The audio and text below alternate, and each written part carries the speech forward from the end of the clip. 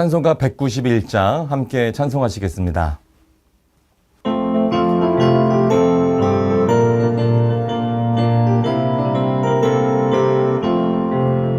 내가 매일 기쁘게 순례에게 내담은 주의 팔이 나를 안보함이요 내가 주의 큰 복을 받는 참된 비결은 주의 영이 함께함이라 성령이 계시네 할렐루야 함께하시네 좁은 길을 걸으며 앞날 기뻐하는 것 주의 영이 함께함이라 전에 죄에 빠져서 평안함이 없을 때 예수 십자가의 공로를 입어 그걸 아래 엎드려 참된 평안을 주의 영이 함께함이라 성령이 계시네 할렐루야 함께하시네 좁은 길을 걸으며 밤낮 기뻐하는 것 주의 영이 함께함이라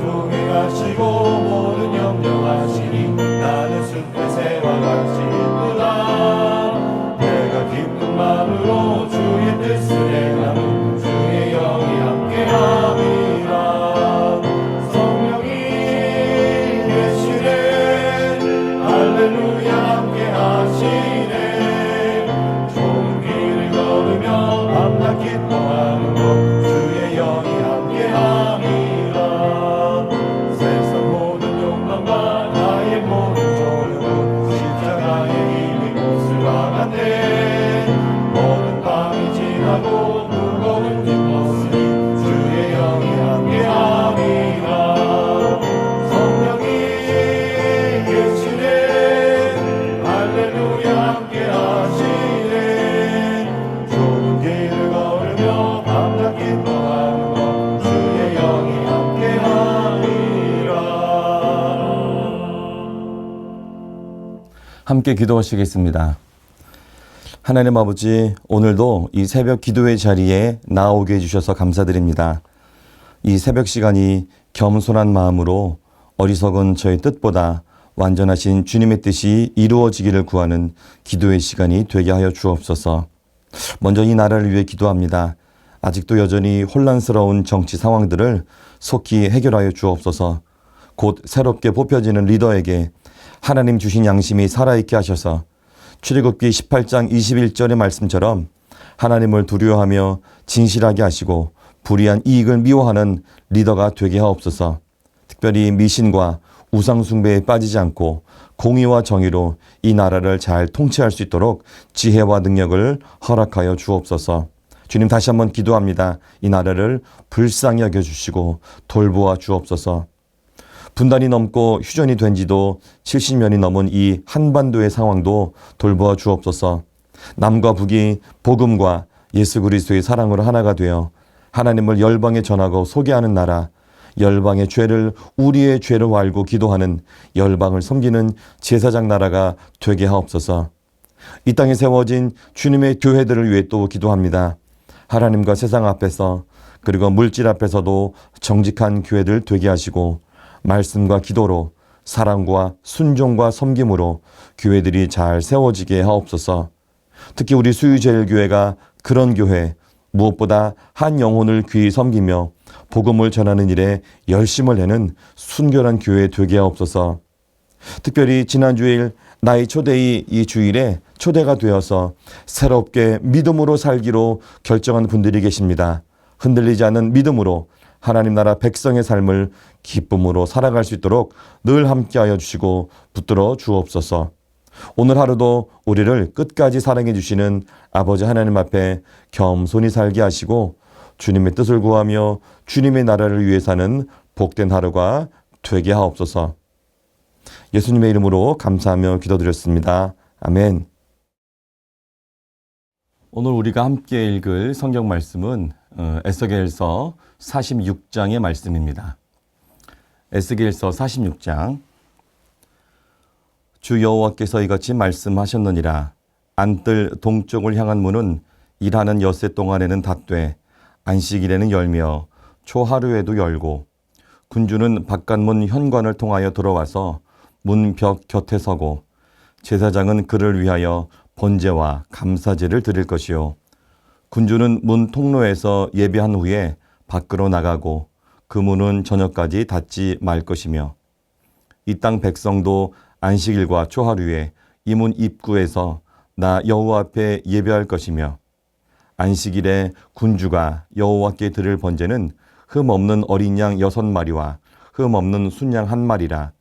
그 소제는 순양 하나에는 밀가루 1에바요 모든 어린 양에는 그 힘대로 할 것이며 밀가루 1에바에는 기름 1흰씩이니라. 초하루에는 흠 없는 수송아지 1마리와 어린 양 6마리와 순양 1마리를 드리되 모두 흠 없는 것으로 할 것이며 또 소제를 준비하되 수송아지에는 밀가루 1에바요 순양에도 밀가루 1에바며 모든 어린 양에는 그 힘대로 할 것이요 밀가루 1에바에는 기름 1흰씩이며 군주가 올 때에는 이 문 현관을 통하여 들어오고 나갈 때에도 그리할지니라. 그러나 모든 정한 절기에 이 땅 백성이 나 여호와 앞에 나아올 때에는 북문으로 돌아와서 경배하는 자는 남문으로 나가고 남문으로 들어오는 자는 동문으로 나갈지라. 들어온 문으로 도로 나가지 말고 그 몸이 앞으로 향한 대로 나갈지며 군주가 무리 가운데에 있어서 그들이 들어올 때에 들어오고 그들이 나갈 때에 나갈지니라. 명절과 성일 때에 그 소제는 수송아지 1마리에 밀가루 1에바요 순양 1마리에도 1에바요 모든 어린 양에는 그 힘대로 할 것이며 밀가루 1에바에는 기름 1흰씩이며 만일 군주가 자원하여 번제를 준비하거나 혹은 자원하여 감사제를 준비하여 나 여호와께 드릴 때에는 그를 위하여 동쪽을 향한 문을 열고 그가 번제와 감사제를 안식일에 드림같이 드리고 밖으로 나갈지며 나간 후에 문을 닫을지니라. 아침마다 1년 되고 흠 없는 어린 양 1마리를 번제를 갖추어 나 여호와께 드리고 또 아침마다 그것과 함께 드릴 소제를 갖추되 곧 밀가루 6분의 1 에바와 기름 3분의 1 흰을 섞을 것이니 이는 영원한 규례로 삼아 항상 나 여호와께 드릴 소제라. 이같이 아침마다 그 어린 양과 밀가루와 기름을 준비하여 항상 드리는 번제물로 삼을지니라. 주 여호와께서 이같이 말씀하셨느니라. 군주가 만일 한 아들에게 선물을 준즉 그의 기업이 되어 그 자손에게 속하나니 이는 그 기업을 이어받음이오니와 군주가 만일 그 기업을 한 종에게 선물로 준즉 그 종에게 속하여 희년까지 이르고 그 후에는 군주에게로 돌아갈 것이니 군주의 기업은 그 아들이 이어받을 것임이라. 군주는 백성의 기업을 빼앗아 그 산업에서 쫓아내지 못할지니 군주가 자기 아들에게 기업으로 줄 것은 자기 산업으로만 할 것임이라. 백성이 각각 그 산업을 떠나 흩어지지 않게 할 것이니라. 그 후에 그가 나를 데리고 문곁 통행구를 통하여 북쪽을 향한 제사장의 거룩한 방에 들어가시니 그 방 뒤 서쪽에 한 처소가 있더라. 그가 내게 이르시되 이는 제사장이 속건제와 속죄제 희생제물을 삶으며 소제 제물을 구울 처소니 그들이 이 성물을 가지고 바깥 뜰에 나가면 백성을 거룩하게 할까 함이니라 하시고 나를 데리고 바깥 뜰로 나가서 나를 뜰 네 구석을 지나가게 하시는데 본즉 그 뜰 매 구석에 또 뜰이 있는데 뜰의 네 구석 안에는 집이 있으니 길이는 40척이요 너비는 30척이라. 구석의 네 뜰이 같은 크기이며 그 작은 네 뜰 사방으로 돌아가며 부엌이 있고 그 사방 부엌에 삶는 기구가 설비되었는데 그가 내게 이르시되 이는 삶는 부엌이니 성전에서 수종드는 자가 백성의 재물을 여기서 삶을 것이니라 하시더라. 아멘. 할렐루야. 이 귀한 새벽 기도의 자리에 나오신 여러분들 한 분 한 분 환영합니다. 오늘은 에스겔서 46장 1절에서 5절의 말씀을 중심으로 우리의 예배라는 제목의 말씀을 잠깐 나누고 또 함께 기도하도록 하겠습니다. 에스겔서 40장 이후에 하나님께서는 새로운 예루살렘 성전에 대한 환상을 보여주시고 있습니다. 이 새로운 성전은 정확한 또 구체적으로 그 스케일과 규격, 구조, 우리 또 어제 보았지만 45장에서는 성전이 있는 그 거룩한 땅 등에 대해서 아주 세밀하게 구체적으로 알려주고 있습니다. 그러나 이 성전은 실제로는 지어지지 않는 그러한 성전입니다. 그렇기 때문에 사실 이 성전의 의미는 어떤 건물로서의 성전이 아니고 진정한 성전이신 예수 그리스도를 의미한다고 학자들은 그렇게 이야기합니다. 그리고 정확하고 구체적으로 치수를 알려주신 것처럼 또 분명하고 또 정확하게 확실하게 주님께서 이스라엘 백성들을 회복시켜 주시겠다고 하는 그런 하나님의 약속이라고도 할 수가 있습니다. 그래서 또 여러 학자들은 이 40장에서 48장을 구약 속에 들어있는 신약이라고 이야기하기도 합니다. 그래서 이 말씀은 우리가 이 말씀을 해석하고 적용할 때 구약의 개념보다는 구원자로 오신 예수님 이후에 그 신약의 개념으로 이해하는 것이 좀 더 바람직한 것 같습니다. 즉 성전된 예수님을 통해서 또 교회의 머리 되신 예수님을 통해서 우리는 하나님께 나아갈 수 있고 하나님과 교제할 수 있음을 알려주는 말씀이다. 이렇게 보는 것이죠. 지금 우리가 하나님께 나아갈 수 있는 유일한 방법은 바로 예수 그리스도를 통해서만입니다. 그러나 예수님이 오시기 전에 구약에서는 성전에서 드려지는 제사를 통해서만 하나님께 나아갈 수 있었습니다. 그런 면에서 이 성전에서 드려지는 성전 제사는 우리 백성들에게 이스라엘에게 굉장히 중요한 것이었습니다. 여러분 생각해 보십시오. 집이 아무리 좋아도 사람이 살지 않거나 아니면 관리를 제대로 하지 않으면 집은 엉망이 되죠. 또 기계가 이게 작동되고 있다 하더라도 올바른 방법으로 관리하지 않으면 결국에는 고장이 납니다.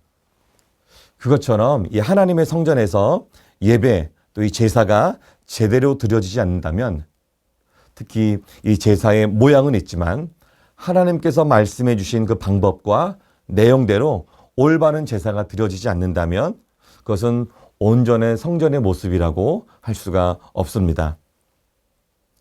사실 그래서 예언서의 말씀을 전체적으로 보면 이 성전에서의 제사가 좀 문제인 것을 알 수가 있습니다. 그러니까 그 모양은 있지만 제사, 그 예배드리는 모양은 있지만 올바로 예배하지 않고 이스라엘 백성들이 자신들이 좋은 대로 자신들의 방법대로 제사했기 때문에 하나님께서는 결국엔 그 제사를 기뻐하지 않으셨죠. 결국에는 이스라엘이 망하는 그 이유가 이 성전에서 잘못 드려지는 제사인 것을 우리가 또 볼 수가 있습니다. 그래서 하나님은 오늘 말씀 우리가 조금 전에 읽은 이 46장에서 예배에 대한 내용을 다시 한번 알려주고 계시고 있습니다. 그런데 우리가 먼저 이 말씀을 좀 구체적으로 보기 전에 생각할 것이 있습니다. 그것은 이 46장에 나와 있는 그 제사의 내용이 출애굽기나 또 레위기나 민수기에 나와 있는 제사의 내용과 조금은 다른 것을 볼 수가 있습니다.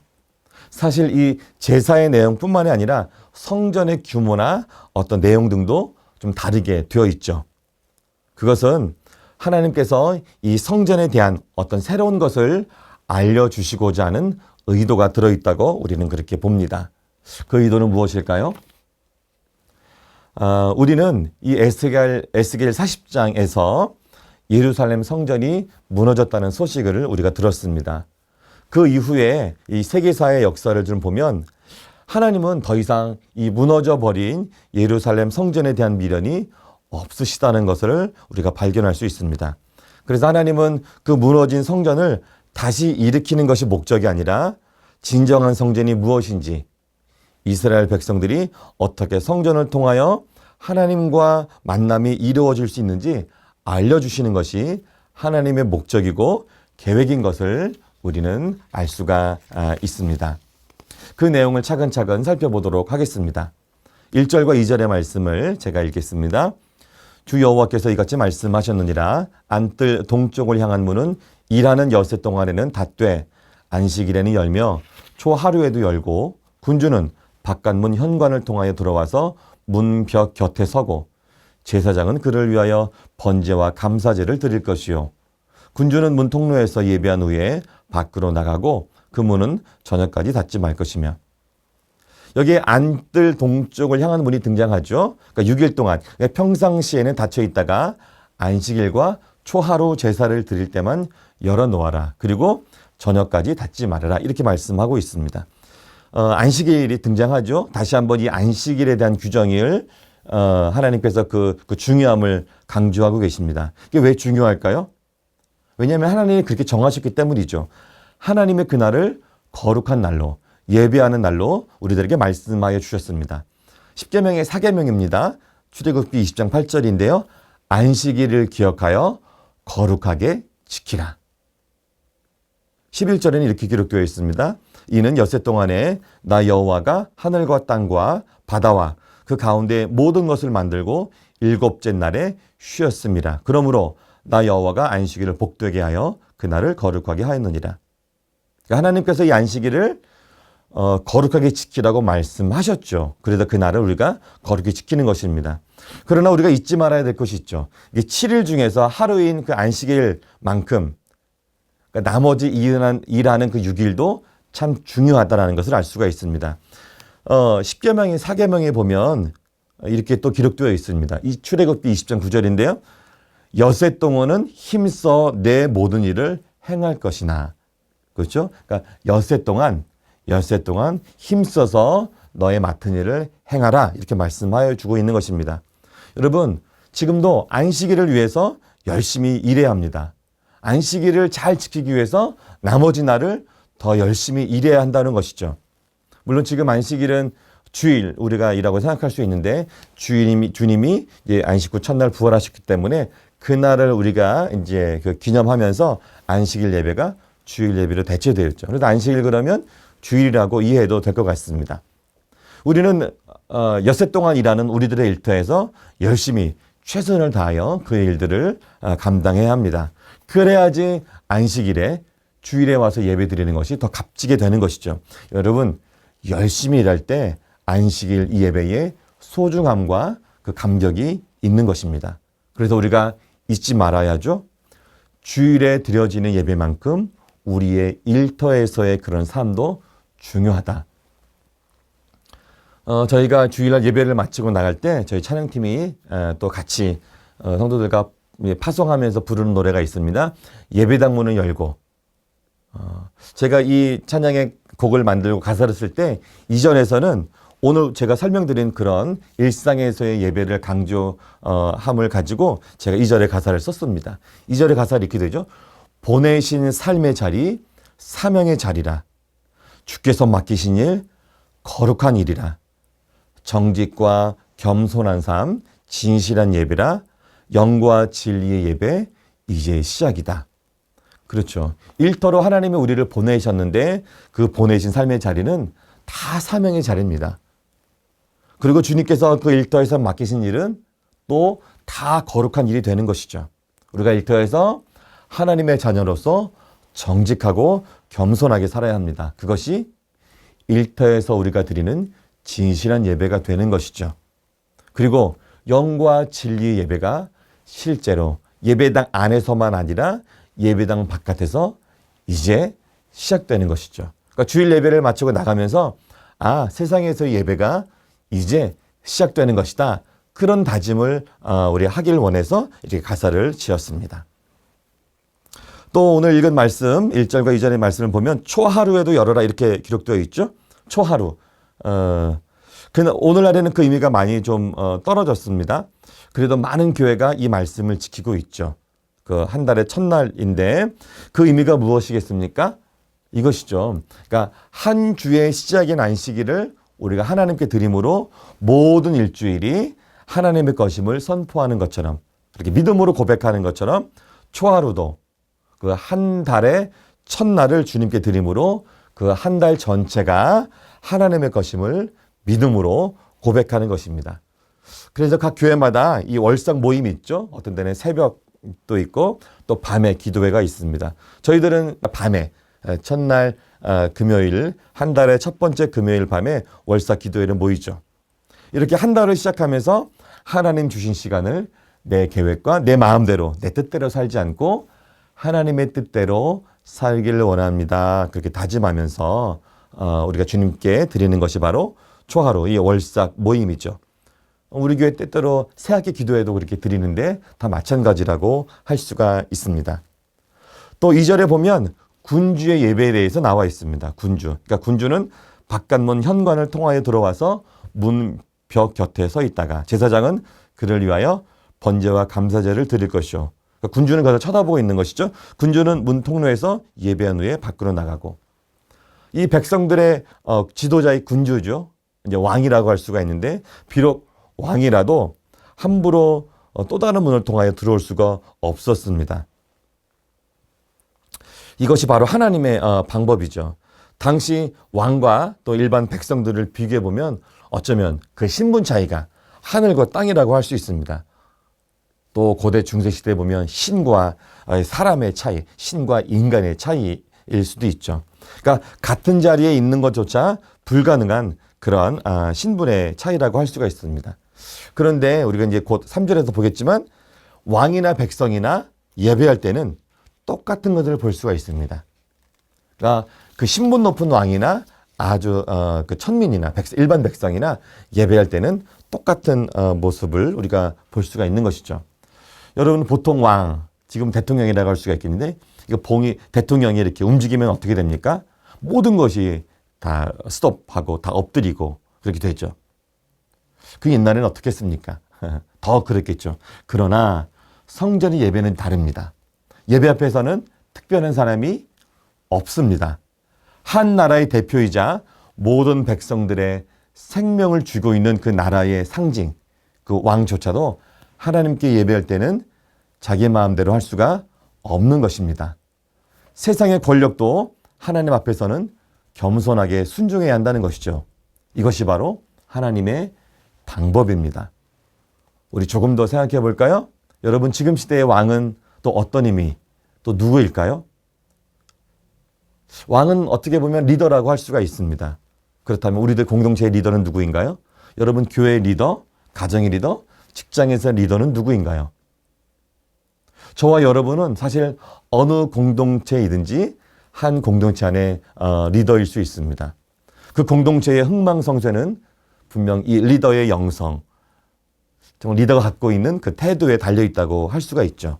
그렇다면 오늘 말씀은 아래 사람들과 똑같이 예배하고 그 겸손하고 낮은 마음, 그러니까 아래 사람들과 다르지 않게 똑같이 예배하는 그 겸손하고 낮은 마음이 우리 리더들에게 필요하다고 하는 것이죠. 리더라고 해서 어떤 특권을 누리면서, 특별히 예배할 때 어떤 특권을 누리면서 예배하는 것이 아니라고 하나님이 우리들에게 말씀하여 주고 있는 것입니다. 또 3절은 이렇죠.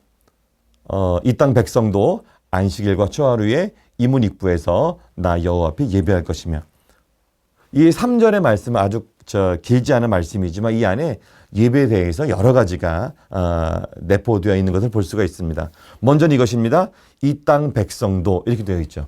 이 땅 백성도. 이 땅 백성도 뭐 하라고요? 예배하라고요. 그렇죠? 그러니까 누구나 예배할 수 있다라고 알려주시는 겁니다.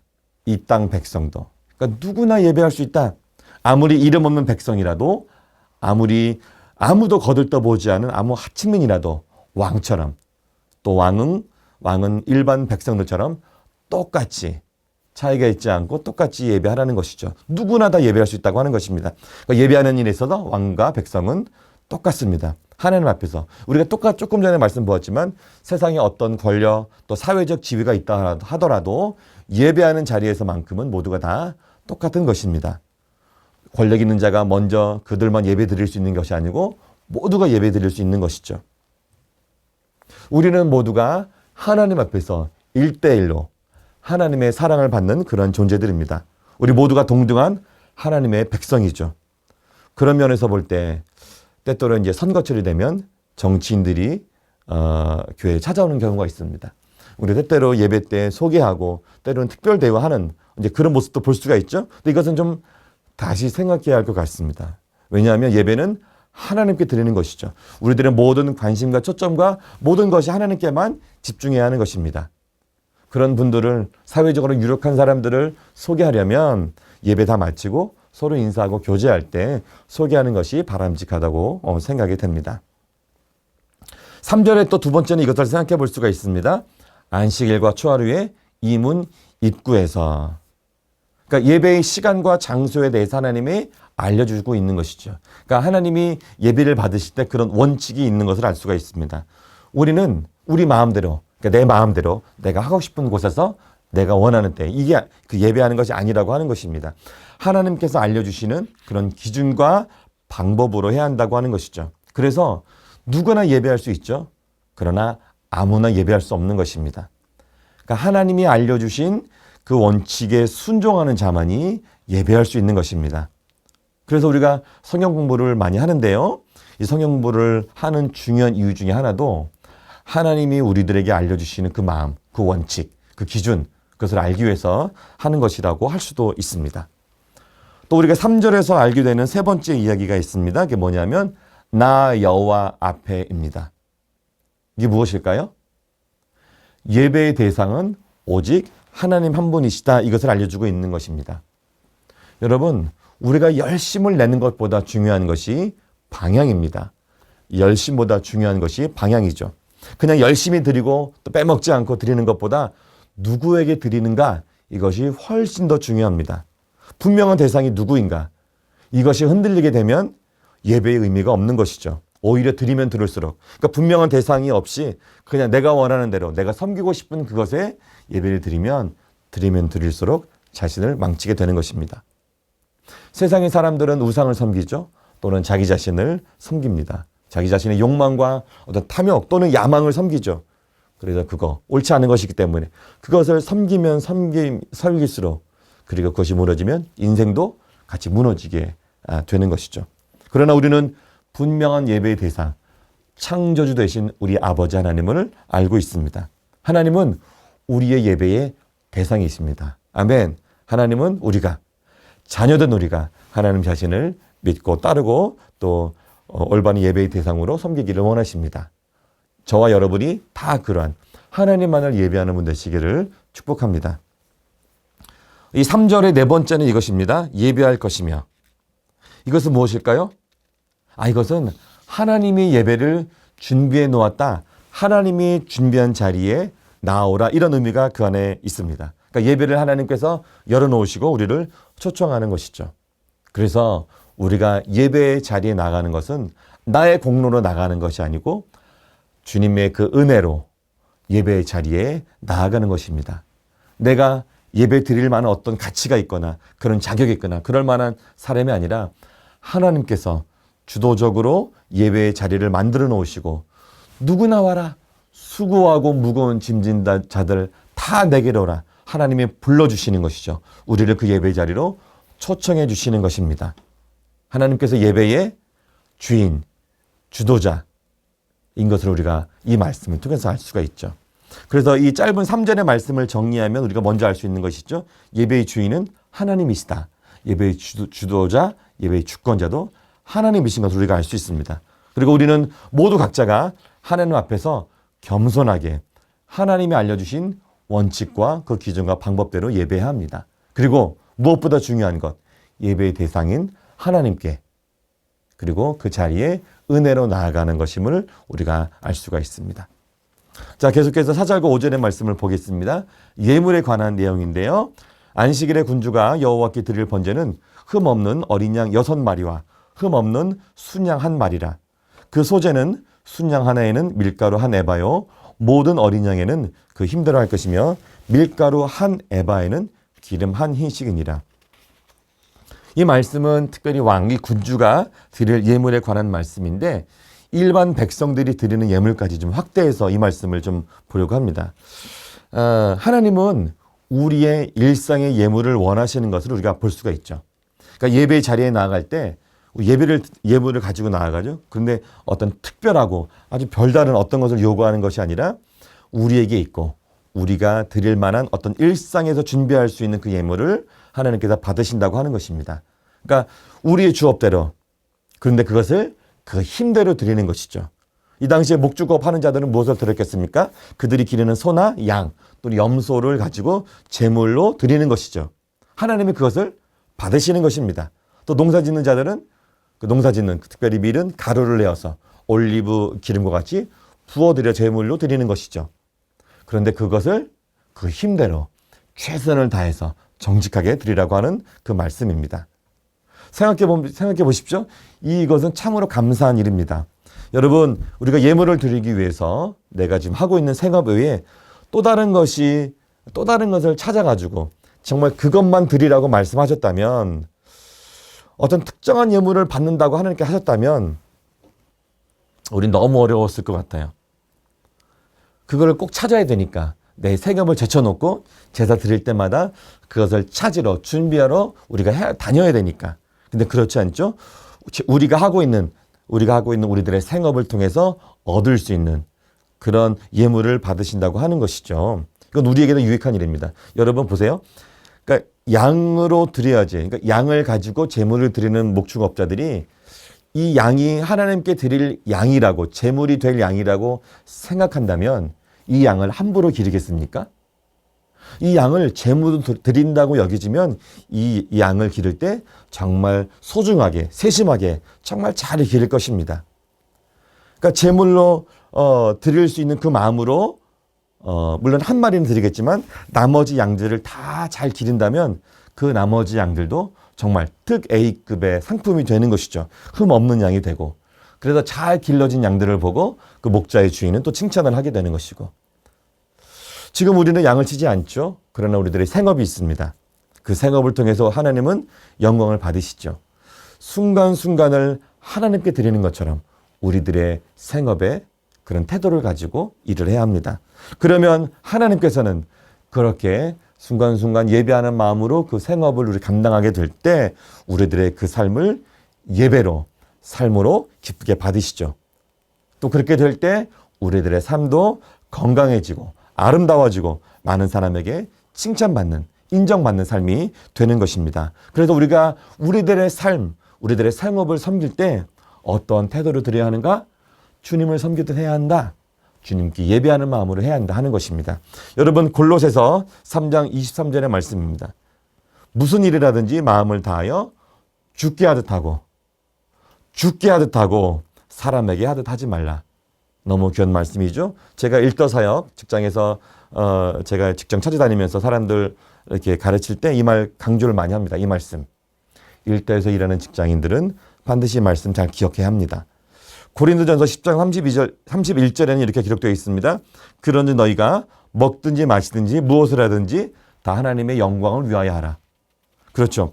그래서 우리가 무엇을 하든지 그것을 통해서 영광을 받으신다는 그 하나님을 기억해야 합니다. 그래서 먹든지 마시든지 출근하든지 퇴근하든지 식사하든지 차를 마시든지 대화를 하든지 어떤 일을 할 때 우리는 죽게 하듯, 우리들의 태도는 주님을 대하듯 그렇게 해야 한다고 하는 것입니다. 이렇게 나의 모든 순간까지 하나님께 영광 올려드리는 삶으로 사는 것이 우리 성도의 삶이고, 그리고 그것이 바로 일터에서의 생활에서의 우리들의 생업 가운데 있는 진정한 예배의 삶이라고 할 수가 있습니다. 오늘 이 자리에 나오신 모든 성도들이 그 예배의 주인이신 하나님의 말씀에 순종하여 예배하고 또 알려주신 원칙대로, 그리고 우리들의 일상, 그 생업에서도 늘 주님께 영광 돌리는 예배의 삶을 사시는 귀한 성도들 되시기를 축복합니다. 우리 함께 기도하도록 하겠습니다. 하나님, 우리가 예배할 때마다 내 마음대로 예배하지 않고 예배의 주인 되신 하나님의 말씀에 순종하여 예배하고 알려주신 원칙대로, 그리고 우리들의 일상에서도 늘 주님께 영광 돌리는 예배의 삶을 살게 하옵소서. 무엇을 하든지 주의 영광을 위해 사는 믿음의 자녀들 되게 하옵소서. 이어서 주님께서 가르쳐 주신 기도를 함께 드리오니, 하늘에 계신 우리 아버지, 아버지의 이름을 거룩하게 하시며 아버지의 나라가 오게 하시며 아버지의 뜻이 하늘에서와 같이 땅에서도 이루어지게 하소서. 오늘 우리에게 일용할 양식을 주시고 우리가 우리에게 잘못한 사람을 용서하여 준 것 같이 우리 죄를 용서하여 주시고 우리를 시험에 빠지지 않게 하시고 악에서 구하소서. 나라와 권능과 영광이 영원히 아버지의 것입니다. 아멘.